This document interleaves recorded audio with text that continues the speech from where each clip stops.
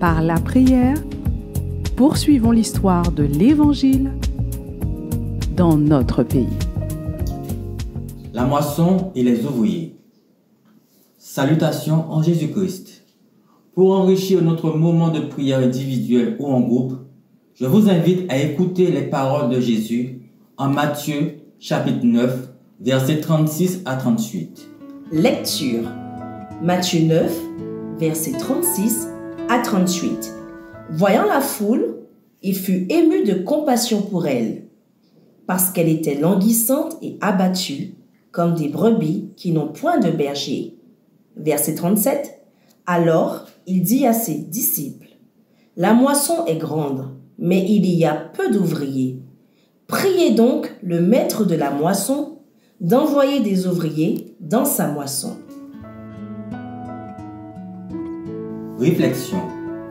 Nous avons compris que bien avant notre naissance, la bonne nouvelle du royaume avait déjà commencé à se répandre en Guadeloupe.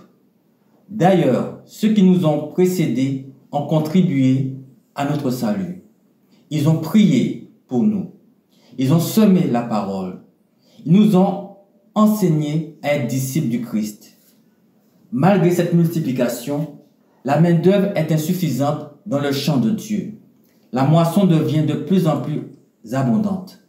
Les ouvriers d'aujourd'hui ont besoin de soutien et de renfort.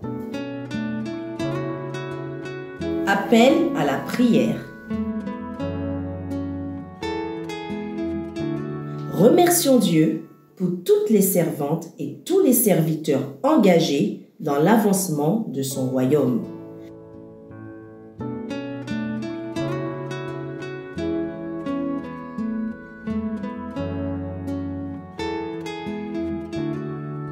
Demandons au maître de la moisson d'envoyer des ouvriers qualifiés dans tous les domaines pour moissonner le champ de Dieu.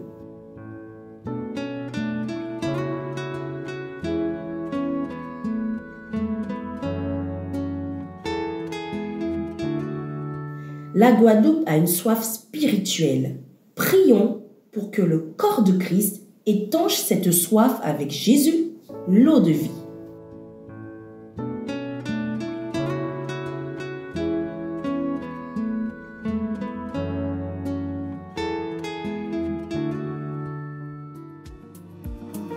Nous vous souhaitons une excellente journée sous le regard du maître de la moisson.